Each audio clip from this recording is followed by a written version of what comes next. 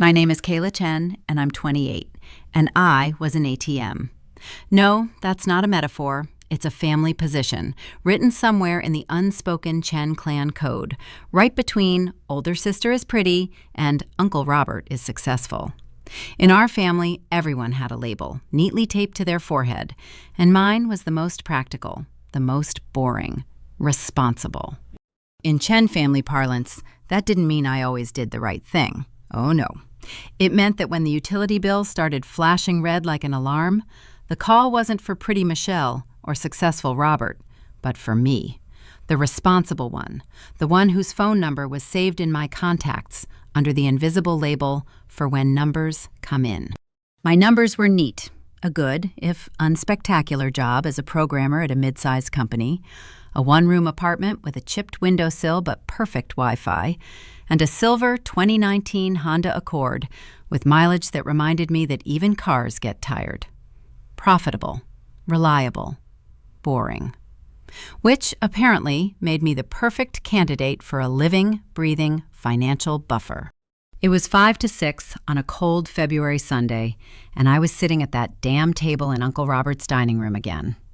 30 related bodies, bundled in expensive clothes, crowded around an ebony tabletop that cost more than anything I'd ever driven.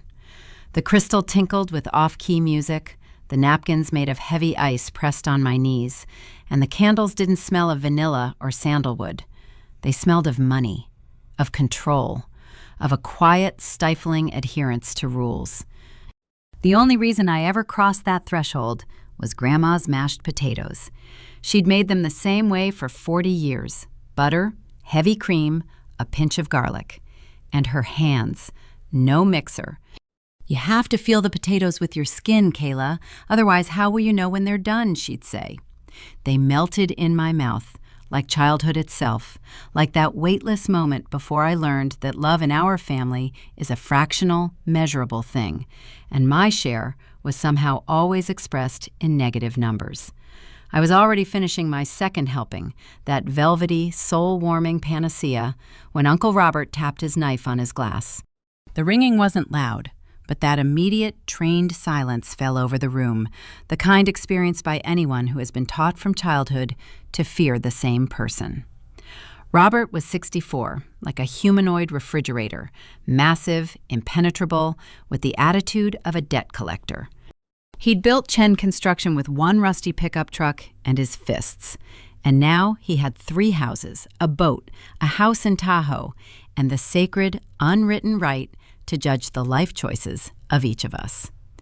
He stood at the head of the table, like a CEO before shareholders, ready to announce the quarterly results. I pushed another spoonful of mashed potatoes. His announcements usually revolved around his new acquisitions, contracts, reminders of who was the alpha and omega here. But his voice, low and wet, cut the air differently. This is about Michelle. My fork clattered onto my plate. Of course, where else? Michelle, 25. Her eyeliner was so sharp it seemed they could pierce right through anyone's excuse. Her dress, clinging like a second skin, probably cost 2 months' rent on my apartment. She collected glances, admiring sighs, condescending smiles. I collected Excel spreadsheets. Michelle is experiencing some temporary difficulties, Robert continued, drawing out his words. Financial. I didn't look up, staring at the circles the wine was leaving on the tablecloth. Michelle had a chronic condition called living beyond my means. Her rent, her credit cards, her sudden emergency trips to Vegas. She needed help, he concluded. But it shouldn't have been my business. It definitely shouldn't have been my business. And then I felt it. Not a glance, but a slow, inexorable turn. 30 pairs of eyes. Not toward Uncle Robert and his 3 houses. Not toward my parents. Not toward my aunts and uncles whose successful facades had long since cracked at the edges. They turned to me. To me. My heart sank, falling into an icy void beneath my ribs. Kayla, Uncle Robert's voice took on a false, molasses-thick warmth. You're doing well in this tech world, right? No kids, no mortgage, no special debts. The subtext hung thick and disgusting in the air. No husband, no kids, no real life. As if my existence were a trial run for adulthood, a free demo, deployed solely to fund everyone else's full editions. I managed carefully, my voice sounding thin and alien. He smiled. The smile of a boss who asks you to stay late on the weekend because you're not burdened with a family. You should help your sister. There it is, ATM prompt. Enter your PIN in the form of guilt and wait for the cash to be withdrawn. What kind of help? I asked, though something sticky and cold inside already knew the answer. Her automatic payments until she gets back on her feet. Michelle had been getting back on her feet since she was 19. It was an endless, graceful dance of falling and half rising, with me always playing the role of a safety net. How much is the payment? My voice was flat, like a calculator screen. Michelle fidgeted in her chair, her gaze lost in her glass of Merlot, as if an excuse were written there at the bottom. $2,500, Uncle Robert said for her, per month. I blinked. $2,500 every month. It's a BMW 535i, Michelle blurted out, her cheeks flushed. I need it for work, for my image. You work part-time at Nordstrom Rack, I said quietly but clearly, 10 miles from my house. It's reliable, she retorted, her voice squealing. I almost snorted. Hondas are reliable. Toyotas are reliable. A $60,000 BMW is a glass slipper that will shatter the first time it encounters the harsh reality of interest rates.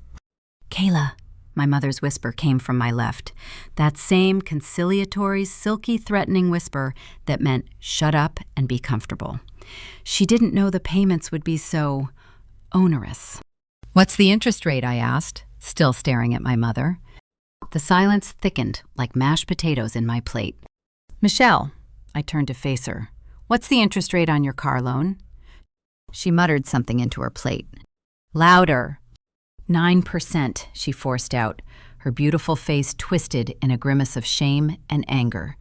9% in 2024. This wasn't a loan. This was financial suicide, with her permission. I looked at my parents. My father suddenly became engrossed in studying the pattern on his fork with deep, almost spiritual interest. My mother looked up at the ceiling molding, as if the Virgin Mary had appeared to her. You signed as guarantors, right? I asked, each syllable falling like a stone into the well of that silence. The silence was deafening. The guilt emanating from them was almost palpable, heavier than the oak chandelier above our heads.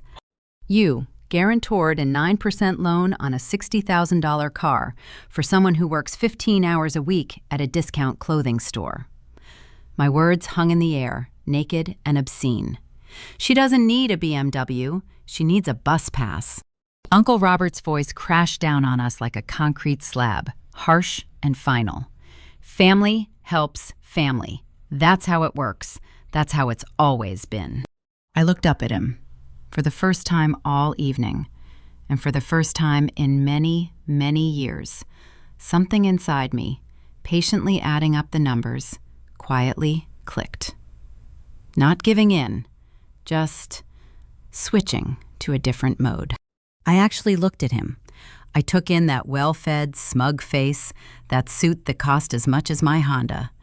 Robert, 3 houses. A boat in the marina, a company he liked to value at $8 million at every family gathering. And this man, this patriarch of fortune, was asking me, a woman from a 1-bedroom apartment with a car whose mileage was more honest than all his promises, to pay his niece's luxury car debt. You have 3 houses, my voice rang out, quiet but surprisingly clear in this deathly silence. It cut through the air like glass. Why don't you help her? The room grew cold, as if someone had turned off the heat and opened all the windows at once.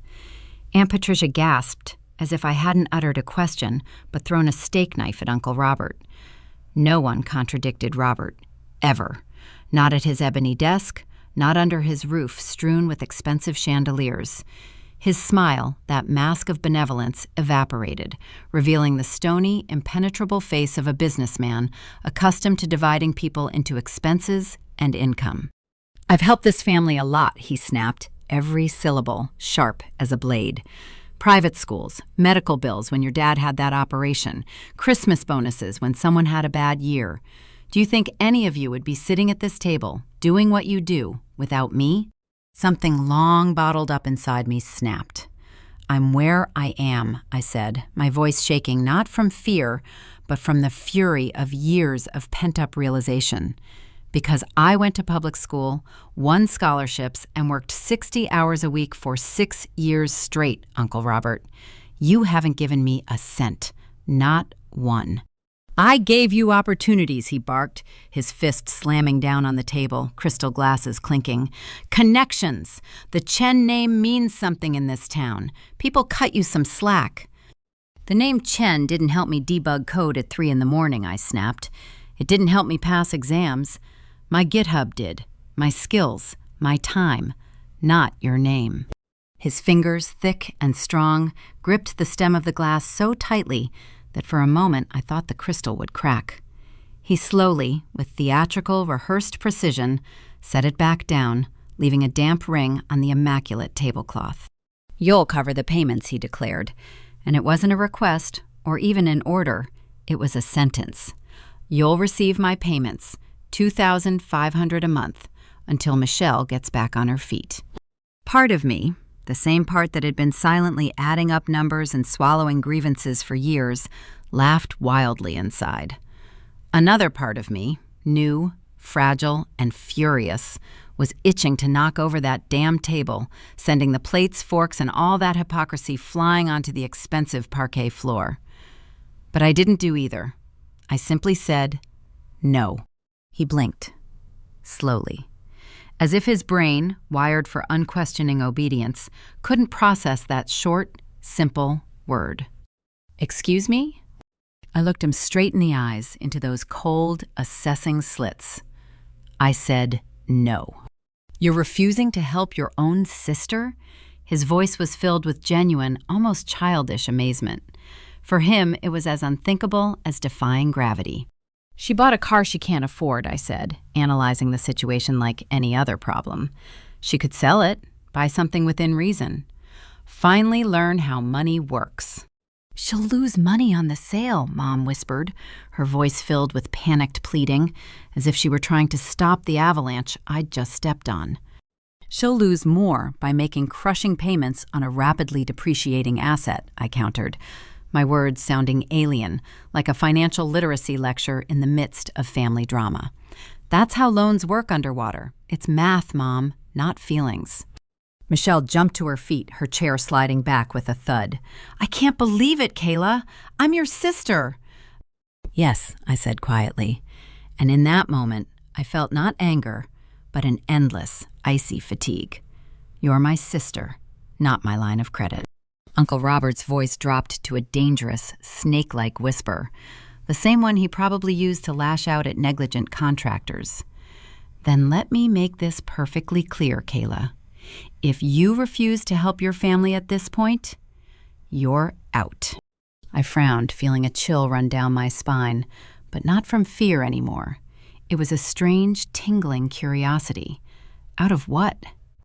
"Out of everything," he said with icy solemnity. "Out of these dinners, out of holidays, out of family. You're leaving this table, and don't bother coming back." The room held its breath. I glanced around the table. Aunts with their mouths agape, uncles looking away, cousins frozen with forks in their hands. My parents. Mom stared at her folded hands, as if praying. Dad studied the pattern on his plate with such a concentrated look, as if the fate of the universe were encoded there. And Grandma, a small 83-year-old grandmother in the far corner. She looked at me, not with judgment, with something else, with a deep, ancient sadness and with understanding, as if she'd seen this play many times, knew every line by heart, and had already mourned its ending. "You're giving me an ultimatum," I stated. "Pay $2,500 a month for my sister's BMW, or lose your family." I'm telling you how things really are, Robert said. No, my heart pounded somewhere in my throat. You're telling me the price of admission. I stood up. The chair scraped across the parquet floor, the sound terribly loud in this silence, like a rupture. Then I'm leaving. Michelle's jaw dropped. Are you serious? Absolutely. I walked past them, past those expensive paintings and pompous faces, into the kitchen. I set my plate in the sink. On it lay half a serving of Grandma's mashed potatoes. It hurt unexpectedly, more than all the words I'd spoken that evening. This uneaten piece of childhood, which I'll probably never taste again. I turned away abruptly, grabbed my old, unfashionable coat and keys. Uncle Robert's voice haunted me all the way to the threshold, heavy as a tombstone. If you walk out that door, Kayla, don't come back. I opened the door. The icy February air hit me in the face, clean, sharp, honest. It didn't smell of money or pretense. I wasn't planning on it, I said without turning around, and stepped into the darkness. I reached my Honda, got in, and started the engine. It rumbled faithfully and obediently. I drove off and didn't look back once, even though the windows of that big, beautiful house where I'd just ceased to exist lingered in the rearview mirror for a long time. I returned home at 7:23 p.m. I was sitting on the couch, still wearing my coat. My hands were shaking with a fine, uncontrollable tremor. I waited for the anger to wash over me, the anger that would tear me apart from the inside, grief that would wash over everything like water, relief, remorse. But nothing came, only a strange, hollow emptiness, as if I'd been carrying an invisible, incredibly heavy bag on my shoulders for years and had finally set it down. But my arms still ached from its weight, ached with memory. When I don't know what to feel, I count. It's an old, faithful habit, my way of bringing order to chaos. I opened my laptop and created a new spreadsheet. I called it simply Family Financial History, 2019 to 2024. And I began typing, mercilessly, like a bailiff. Father's medical bills, insurance gaps, $400 per month for diabetes medication. 2 years, 24 months. Total, $9,600. Cousin Tyler's pre-med textbooks, $600 per semester. 3 years, 6 semesters. Total, $3,600. Grandma's property taxes, pension supplement, $1,200 per year. 5 years, total, $6,000. Michelle's emergencies. Stolen laptop, apartment deposit, credit card assistance, unexpected dentist bill, total $8,000. Family vacation we never took, Mom's contribution, $2,000 per year, 5 years, total $10,000. I drew the line, added up the numbers, 9,600, 3,600, 6,000, 8,000, 10,000. Total, $37,200. That's the price of my responsibility. That's the price of my label. And apparently, it still wasn't enough. It seemed not enough to me. At that moment, my phone vibrated. Mom. Message. Please call. We need to calmly talk about what happened. Then Dad. Don't be so rash, honey. Family is all we have. Then Michelle. I can't believe you did this to me. Over a car. Then Uncle Robert. You made your choice. Remember it. And another call. Ethan. His voice in the message was warm and concerned. Hi, are you okay? Your mom called. She said you left dinner early. Talk to me, Kay. I stared at his name on the screen for a long moment. My thumb hovered over the answer button. Ethan. My boyfriend. The man I always rushed to explain, to reassure, to tell why I had once again had to cancel our plans because of yet another family emergency. I always rushed to calm other people's panic, even his. This time, I didn't rush. I slowly turned my phone face down. I returned to the spreadsheet. I stared at the number in the very bottom cell. $37,200. That was the price of entry. That was the price of love, or what we called it in my family. Tonight, I finally learned the lesson none of them wanted me to learn. In my family, belonging meant a monthly payment, and today, I turned off the auto pay. I closed my laptop. Click. The silence in the apartment became absolute, but it was no longer emptiness. It was space. My space. For the first time in my life, I said no. And the world didn't collapse. It simply froze, listening to the echo. And I had no idea that no wasn't just a word, but the first choked word of a completely different life. The life I was yet to build in this empty, echoing place. The first week was quiet. Anxiously, ominously quiet. Not peaceful, like after an explosion when your ears ring and the dust slowly settles and you freeze, waiting for another collapse. It felt as if someone was watching me from behind the scenes of my own apartment, holding their breath, waiting for me to break. Out of habit, out of a painful reflex, I reached for my phone every 5 minutes to check the family chat that no longer existed for me. I left behind my parents' house and 30 pairs of judgmental eyes, but every silence in my lonely apartment seemed to tug at my ribs with an invisible thread toward them. On Monday morning, the first knock sounded. 3 sharp, distinct knocks that sounded not at the door, but directly on my nerves. I crept up to the peephole, my heart pounding in my throat. Dad. He stood in the cold gray light of a February morning, holding 2 cardboard coffee cups, one black, one with oat milk, just the way I like it. He looked as if he'd lost a 10-year war overnight, his shoulders hunched, his eyes sunken. "Kayla," he called quietly but insistently, "I know you're in there. Your car's still there." I backed away from the door, pressing my hand to my mouth, holding my breath, as if he might hear. "Sweetheart, I'm not here to argue. Just 5 minutes. 5 minutes is all I'm asking. Please." It was their classic bait. Just 5 minutes, which inevitably turned into an hour into tears into unbearable guilt. And the guilt is due. "Your mother didn't sleep all night," he continued, his voice breaking, becoming wet and sobbing. "She's been crying since last night." I closed my eyes. I could picture the scene all too well. Mom pacing the living room, wringing her hands. But she wasn't crying because I'd been publicly humiliated. She was crying because I'd disgraced the family, disrupted the fragile, poisoned harmony. "Please," he whispered, almost through the crack under the door, "we need to talk."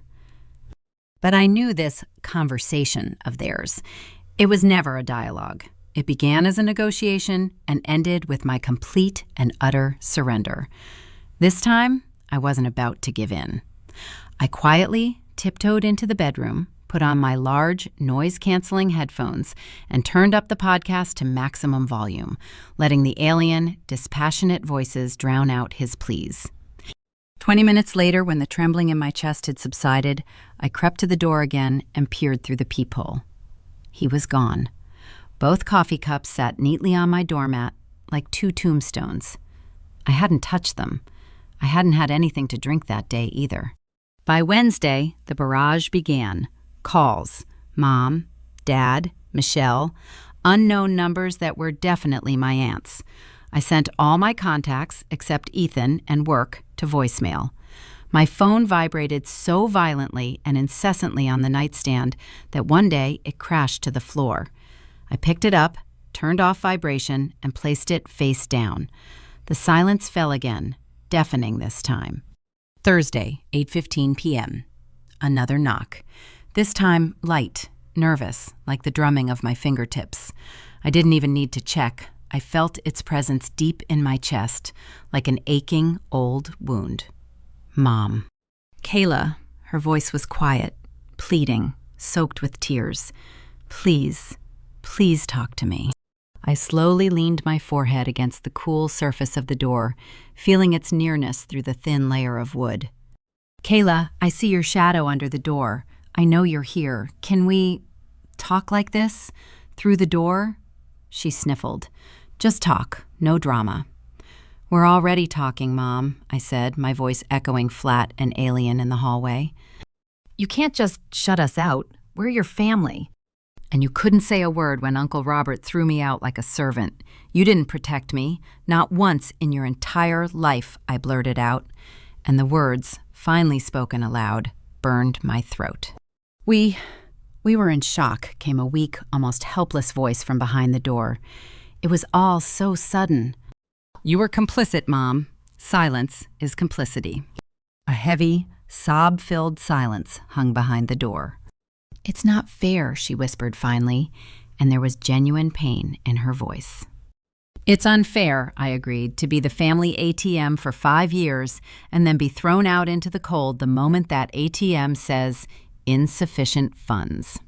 We've never made so much money off you. Then why should I be the one paying for Michelle's BMW? I asked, breaking the question down like a puzzle. Uncle Robert has 3 houses. You and Dad have savings, I know. Aunt Linda just shelled out $20,000 for a new kitchen. Why is it suddenly my sacred duty to take care of my sister's car, who works part-time? Family helps family, Kayla. Her voice held a genuine pleading tone, the same one I always gave into. We stick together. No, Mom, family doesn't demand monthly payments for the right to be called a daughter. She drew a sharp, strangled breath, as if I'd struck her. Kayla, you've become cruel. No, Mom. Cruelty is allowing your daughter to be publicly torn apart for refusing to pay someone else's debts while you sit silently picking at your mashed potatoes with a fork. She burst into tears. Deep, painful sobs. The same sobs that once made my heart clench and instantly capitulate. My hand reached for the lock, my fingers trembling. I almost turned it, almost opened the door and let all that chaos back into my life. But at that very moment, it wasn't her tear-stained face that flashed before my eyes, but Michelle's fierce, hateful gaze, Uncle Robert's smug smirk, and silence. The thunderous, deafening silence of my parents at that table. Go home, Mom, I said quietly but firmly. Kayla, go home. 5 minutes later, silence reigned outside the door. I stared through the peephole until her hunched figure disappeared into the darkness and vanished through the window of my parents' car. I barely slept that night. Each of her stifled sobs echoed in my chest until dawn, forming a cold, hard lump somewhere beneath my heart. Week 2, Wednesday morning. My phone, set to Do Not Disturb, suddenly vibrated softly with a single message from an unexpected sender. Cousin Jamie. The only one in this merry-go-round who never asked me for a cent, didn't seek free IT advice, and didn't try to set me up on a date with his boss's very promising son. Kayla, what the hell happened last Sunday? Everyone's going crazy. Robert's haunting the place like a thunderstorm. Your parents look like ghosts. I slowed, considering. My fingers hovered over the screen. Then I typed, short and emotionless, like a report. Robert gave me an ultimatum. Pay $2,500 a month for Michelle's BMW or I'm cut off. I said no. I'm gone. The 3 dots of his typing appeared, disappeared, then reappeared, as if he couldn't find the words. Are you serious? This is complete madness. She works at Nordstrom Rack part-time. I know. Damn, you did the right thing. I stared at those 6 simple words. You did the right thing. The first, no, only, confirmation I'd received since that damned dinner. Something hot and sharp rose in my throat. I swallowed. Thanks for saying that, I sent. Come on, came the almost instantaneous reply. Some of us have long thought that things have gone terribly wrong in this family. Yes, I replied, feeling the stone in my chest slowly crack. Here we go. Week 3, Thursday. Another message from Jamie, this time without preamble. Big update, get ready. My pulse immediately quickened and my palms grew clammy. What happened? A screenshot arrived in response. A message in the general family chat from which, of course, I had already been kicked. Sender, Uncle Robert. The text was laconic and merciless. Kayla has shown us who she really is. Selfish, ungrateful. The Chen family will continue their business without her. Anyone who maintains contact with her is choosing against us. Let everyone decide whose side they're on. My stomach twisted. A man with 3 houses, a yacht, and a face that expressed nothing but cold calculation was calling me selfish. The man who demanded $30,000 a year from me accused me of ingratitude. Something in me, still aching and doubting, suddenly hardened. It became pure, sharp, and incredibly light, like honed steel. "Thanks for telling me," I wrote, my fingers no longer trembling. "And that's not all," came a message from Jamie. "Derek, another cousin working at Robert's firm, says your parents look sick.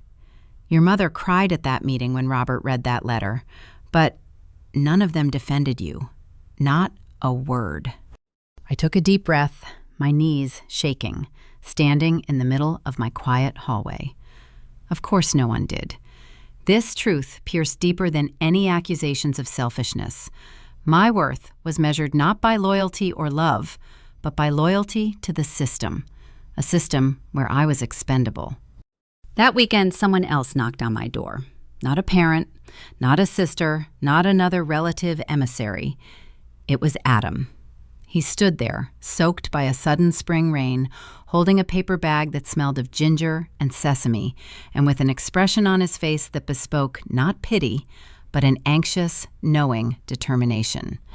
"You haven't answered your calls for a week," he said quietly, not waiting for an invitation, but not entering.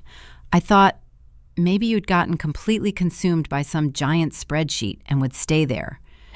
I snorted, a short, involuntary, almost animated sound breaking through the tension. "I just didn't want to drag you into this mess." "Kayla," he said, gently but insistently, entering as I retreated, and immediately took my hands, forcing me to look him in the eye.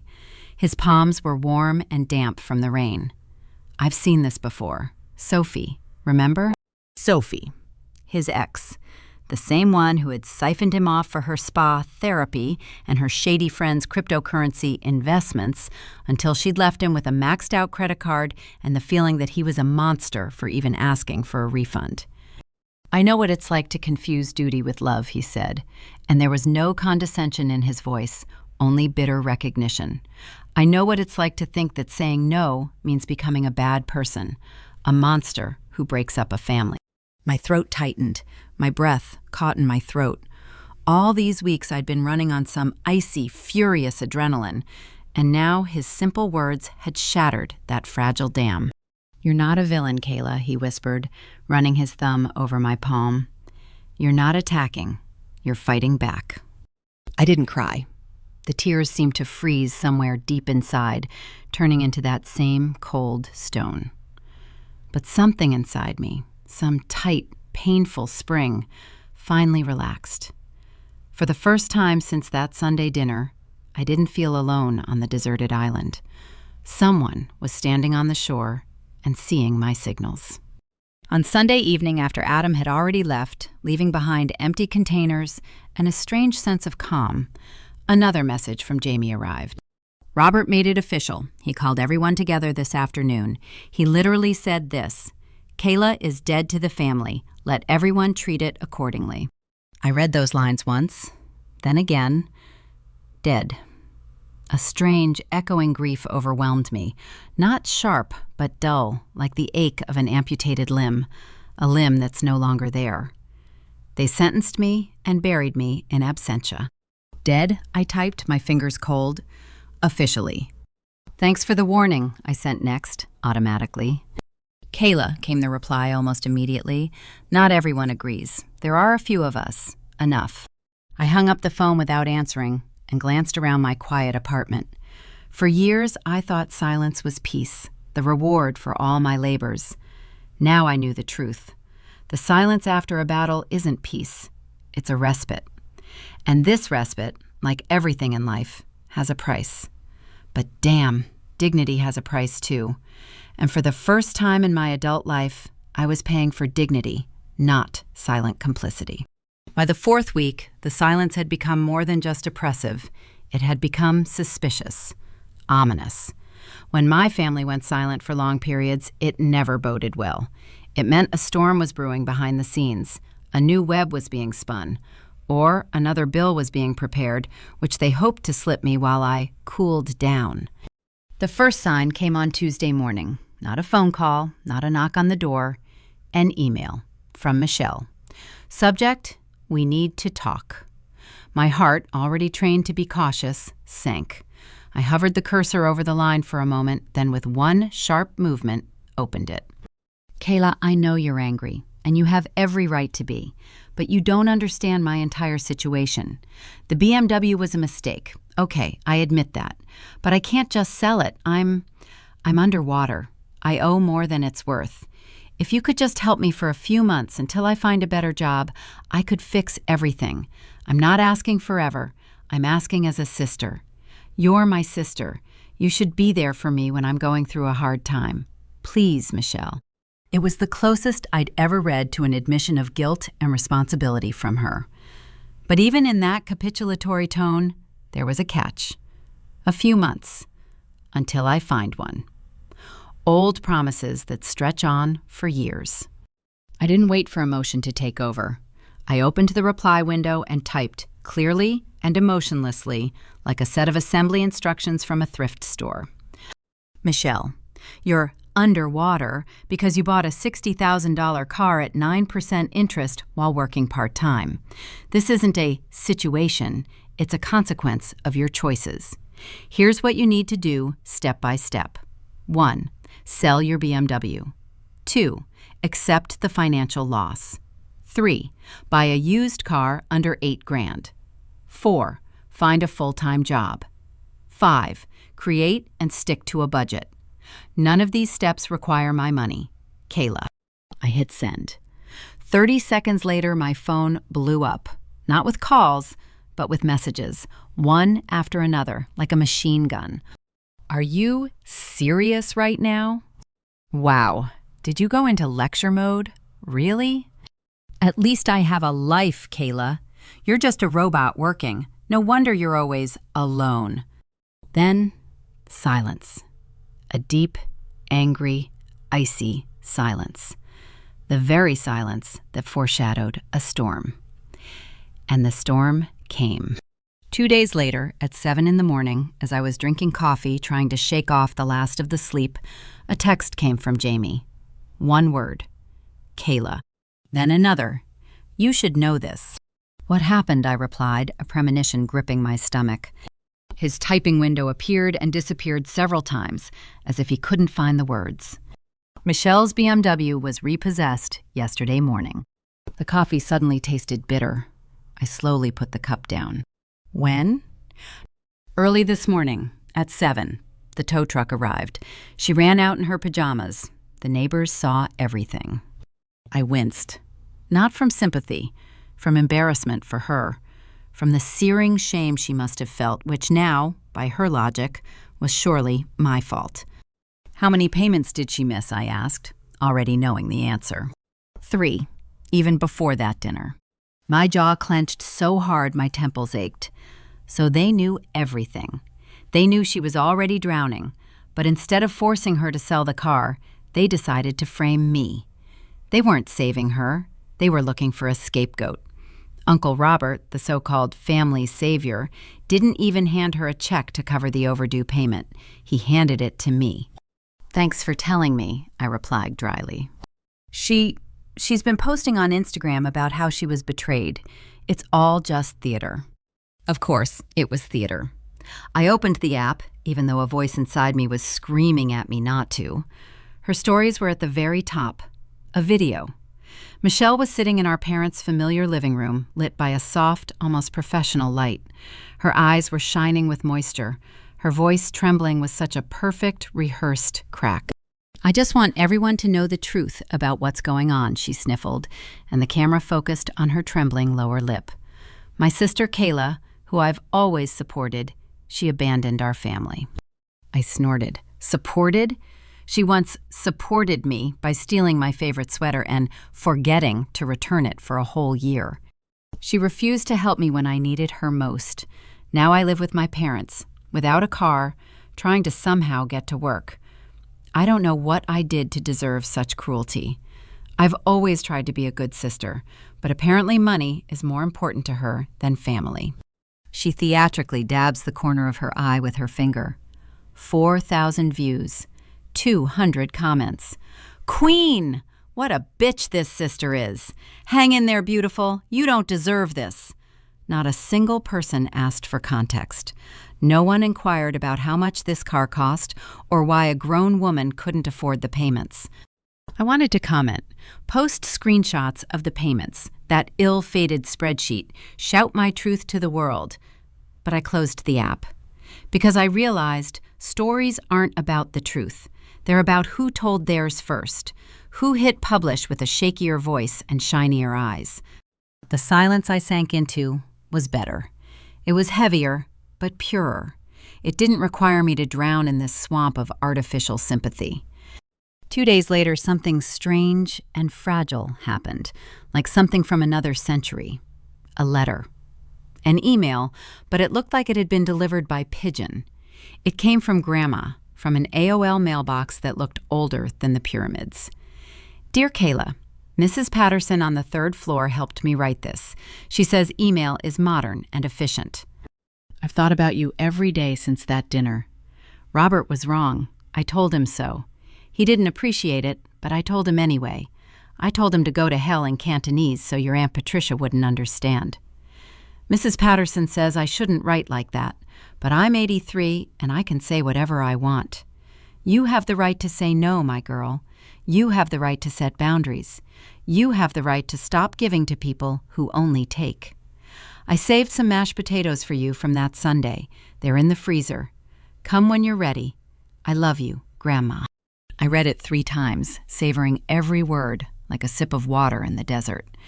Then I saved the letter in a separate folder, printed it out, carefully folded the page, and put it in my wallet, where I used to keep money order receipts. Because in a family where everyone, down to the last cousin, had chosen Robert's side, Grandma chose me. That crumpled piece of paper became my secret talisman, proof that not everything in our blood was poisoned. And then came a moment I never expected. Sunday morning, 6:12. The world was still sleeping the gray slumber of dawn. A message from Dad popped up on my phone, short and truncated. Uncle Robert has had a heart attack. He's in the hospital. He's asking about you. My heart skipped a beat, sharp and loud, like an electric shock, and then fell silent, sinking into a strange, cottony numbness. I didn't answer. I just sat there, clutching the phone in my palm until the edges of the screen dug into my skin. 10 minutes later, my mom rang. I let it go to voicemail, and her voice, distorted by crying and static, spilled into the silence of my room. Kayla, he's in intensive care. He's not feeling well. He wants to apologize. Please, please, come. Maybe there's no more time. Please. I sat on the edge of the bed, listening to the message twice, absorbing every tremor in her voice, every pause, filled with unspoken reproach. And then I deleted it. Not out of cruelty, out of self-defense. For 3 months, he'd called me selfish, ungrateful, dead to the family. And now, standing on the threshold, he decided that I mattered again? Fear of eternity is not the same as remorse. It was a last attempt to put everything in its place so he could leave peacefully. But his place no longer existed for me. On Tuesday, there was another knock, quieter, but no less insistent. Mom. Kayla, her whisper was audible even through the thick door. Please open up. I'm alone. I didn't open it. I leaned my forehead against the cool surface, feeling the blood pounding in my temples. He's afraid, she said, her voice breaking. He thinks he's dying. He needs peace. He should have thought about that before threatening to exile me in front of everyone, I replied coldly through the door, my words sounding firmer than I felt. He didn't mean it. He's hot-tempered. He said it in front of 30 people, Mom. Every word. he meant it. "How can you be so cold?" Her whisper turned into a scream, full of pain and incomprehension. I laughed. Quietly. Not maliciously, just sadly and tiredly. "I've learned so much from all of you." There was silence outside the door, and then the sound of retreating, unsteady footsteps. I watched through the peephole as she hunched over as she walked toward the elevator, and something inside me twisted. Not guilt, not anger, relief. A bright, almost dizzying relief that I hadn't given in, that I hadn't run to save the one who tried to drown me first. By Thursday, the news from Jamie arrived, dry and emotionless. Robert is being moved from the intensive care unit to a regular ward. He's stable. He's being discharged home next week. "Okay," I replied. "The family is furious you didn't come. They're discussing your heartlessness in the group chat." I know, but honestly, I understand. He had 3 months to apologize with one phone call. He didn't. I don't owe him anything. I stared at the screen, not smiling, but I felt a slab of stone loosen in my chest, and my breathing became easier. Because someone saw it. Someone understood. Someone knew I wasn't cruel. I just finished. That evening, I sat alone in my apartment with the lights off, listening to the monotonous hum of the refrigerator and the distant hum of the city outside. Images floated before me, Michelle's beaming, self-sacrificing selfies, my father's quiet, disappointed face through the peephole, my mother's tears once dripping onto my rug, my grandmother telling Robert to go to hell in 2 languages, Adam sitting on the floor next to my couch, talking about his Sophie. And then there was that table again, 30 pairs of eyes, glances in which I wasn't a person, but a piece of furniture that had suddenly spoken at the wrong time. The number on my spreadsheet, $37,200. Entry fee, membership dues. And I finally understood completely. They didn't want me back. They needed my submission, my silent presence, my wallet. But I was no longer going to be one or the other or the third. It didn't matter who was sick. It didn't matter who cried. It didn't matter who called me selfish on Instagram. No isn't cruelty. No isn't betrayal. No is oxygen. No is survival. No is mine. My first and most important word in my adult life. The second month felt different. Not easier, just different. It was as if the pain had gone from sharp and stabbing to dull and aching. A bruise slowly healing, not an open wound. I still, out of habit, reached for my phone in moments of anxiety to check a group chat I was no longer a member of. I still replayed that dinner in my head, frame by frame. On bad nights, I still heard the ghostly echo of my mother's sobs outside the door. But I began to notice something else. Not just the emptiness. My finances began to breathe. My bank account stopped bleeding with hidden monthly bloodletting. The $400 that had been spent on Dad's medications was now intact. Michelle's emergency transfers were zero. The $2,000 contribution to the family vacation fund lay untouched. I began a strange, almost ritualistic thing. On the first of every month, I transferred exactly $2,500, the exact amount Robert demanded, but not to them. I transferred it to myself, to a separate, new savings account I called the Freedom Fund. If my family needed this money so desperately, I decided to give it to the one who needed it most, myself. Adam was the first to notice. We were sitting at the kitchen table on a rainy Thursday evening, finishing off our noodles from cardboard boxes, and I was showing him the updated spreadsheet, where the red minuses had been replaced by green pluses. He stared silently at the screen, then at me. "You're glowing," he finally said. "Me? No, I'm just crunching numbers." "You're glowing from within," he insisted, his eyes filled with warm, calm confidence. The Kayla I met 6 months ago was all compressed into one big ball of anxiety. She didn't know what the world looked like without that weight. And this one is starting to recognize it. I looked down, picking at my noodles with my chopsticks. I still feel guilty, Adam. Sometimes at night it rolls over me. So real, it feels like I've committed a crime. Guilt doesn't mean you're wrong, he said softly, pushing his box aside and taking my hand. It means you've been trained long and hard, like Pavlov's dog. The bell rang, you wrote the check. This guilt isn't yours. It was ingrained into you. I didn't cry, but my throat tightened so tightly it hurt to swallow. Sometimes healing wasn't like poetry.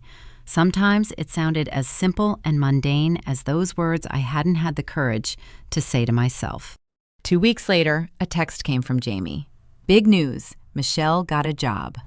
I blinked, rereading it. A real one? I replied. Full-time administrator at a law firm, $52,000 a year with insurance. I stared at the screen.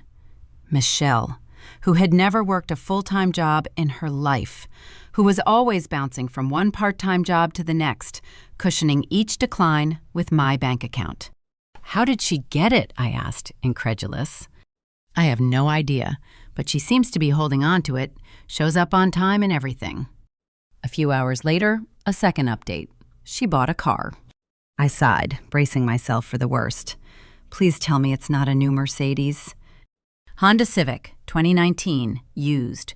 Cost $14,000, paid $4,000. Payments are about $280 a month. I blinked again. That was responsible. Almost reasonable. It gave her some structure, which my pocketbook used to replace. She's great, I wrote honestly. Damn, Jamie replied. That's a really mature response. I'm not mad at her. I just stopped saving her. It seemed to do her some good. A month later, as the first leaves outside were turning yellow, a real letter was in my mailbox. A cream-colored envelope, the address written in a leisurely, slightly shaky blue hand. Grandma. Dear Kayla, I hope you're well. Robert is slowly recovering. That heart attack shook him more than he could have imagined. These days, he spends a lot of time sitting quietly in a chair by the window, watching the birds. He hasn't mentioned you since you didn't come. I think he's ashamed. Too proud to apologize properly. Too humiliated to keep pretending he's right. Your parents miss you. They'll never say it. Robert's decree is too strong. The fear of going against it is too deeply ingrained in their minds. But they miss you. Your father, according to your grandmother, still habitually puts out an extra plate at dinner, and then, realizing it, silently, with a guilty sigh, puts it back in the cupboard.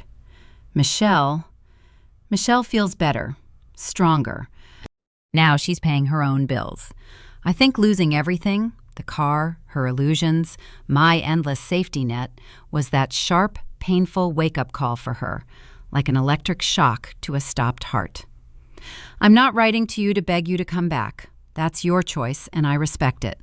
I'm writing to say, you deserve better than the way this family treated you. We failed you. I failed you too, by not speaking up sooner and louder. I love you, girl, your grandmother. P.S. Call me sometimes. Mrs. Patterson says I spend too much time alone. By the time I reached the postscript, my eyes were clouded, but the tears didn't fall. They were warm and light, like rain after a long drought. I carefully folded the letter and placed it in my wallet, next to the first one, already frayed at the folds. Now there were 2 sheets of paper, 2 fragile, priceless pieces of evidence that someone in this family saw me not as a function, not as a bank account, but as a person. And they loved this person. Thanksgiving arrived, my first, without them. Jamie invited me to what he smirkingly called a chosen family Thanksgiving. No drama, no ultimatums, and we absolutely will not make you pay $2,500 for mashed potatoes, he promised. I brought 2 bottles of incredibly expensive wine, which I could finally afford without the agonizing calculation of how much I'd say no to. There were 12 of us, Jamie and his girlfriend, his 3 programmer colleagues, a guitarist neighbor, an old college friend, Derek, and of course, Adam. We cooked together, burned buns and laughed about it, ate until our stomachs felt noble and heavy, and then sat on the living room floor and passionately argued about soccer refereeing.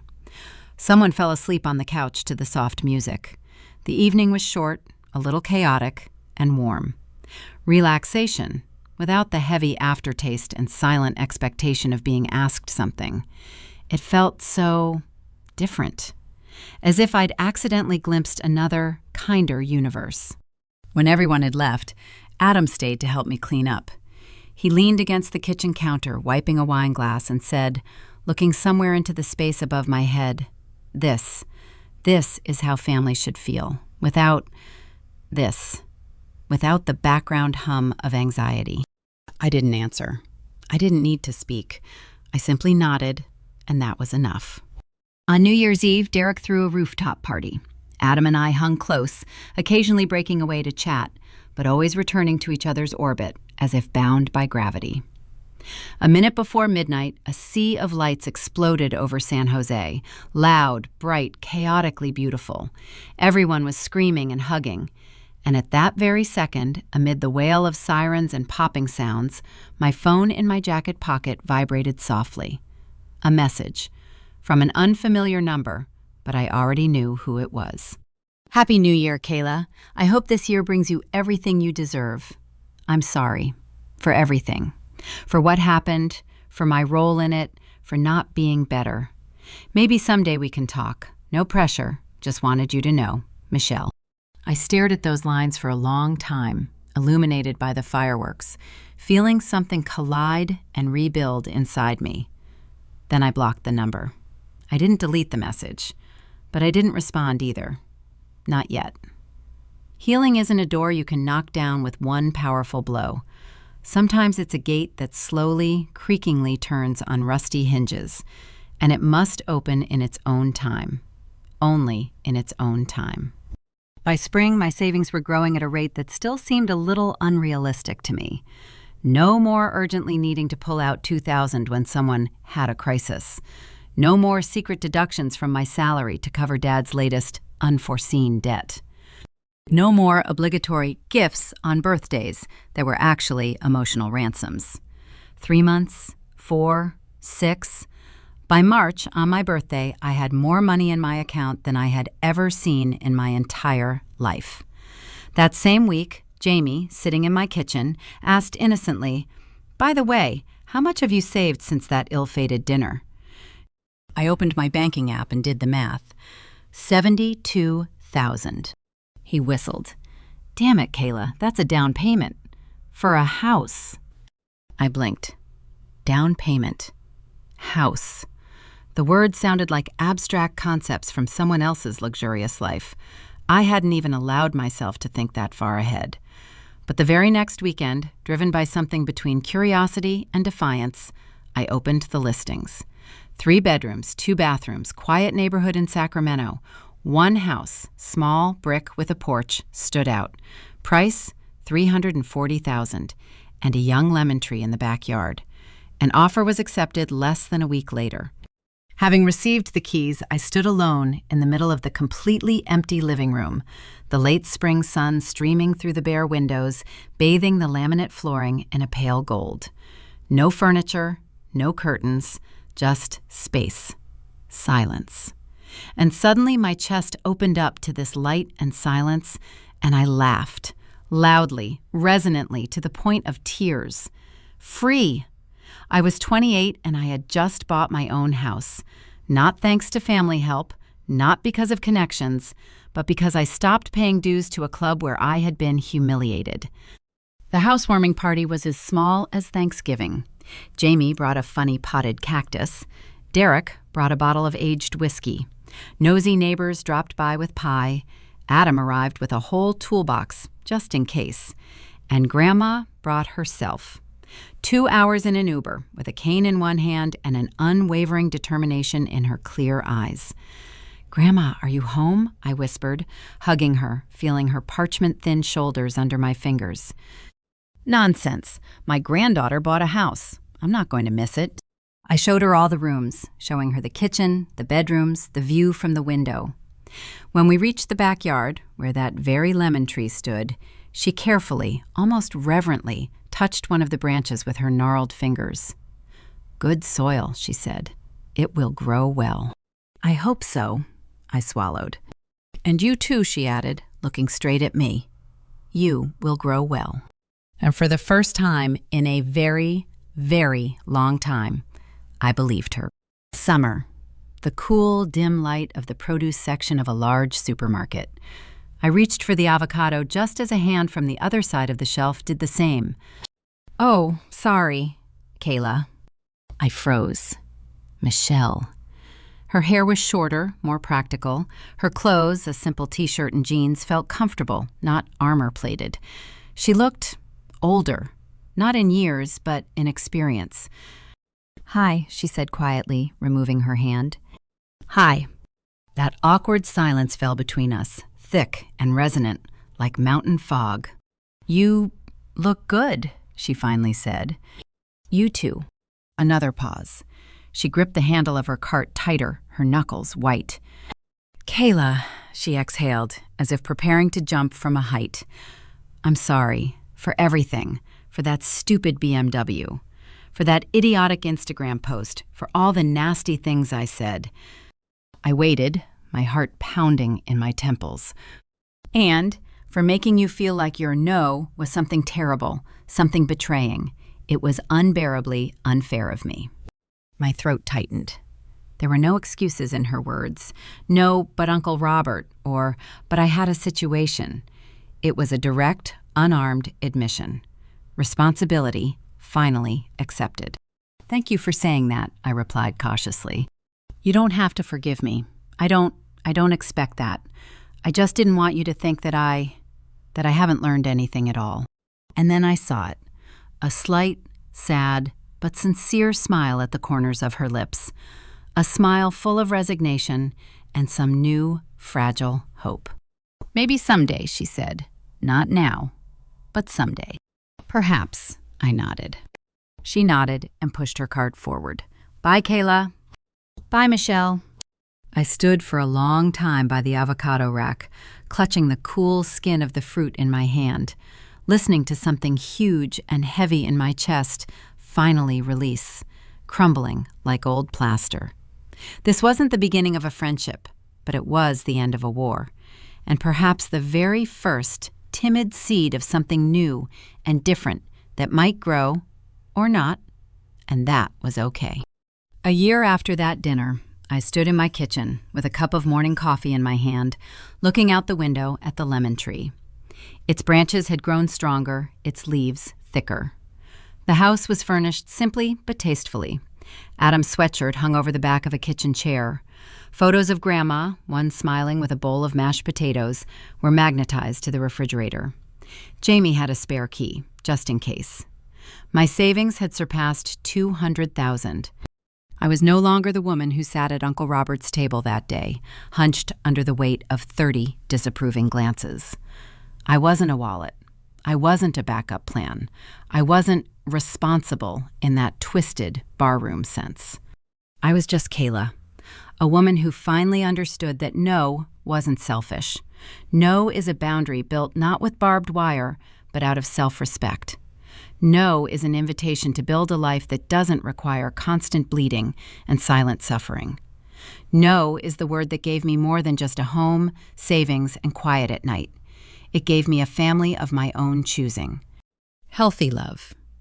A future where I belonged only to myself, and there was no price tag hanging on me.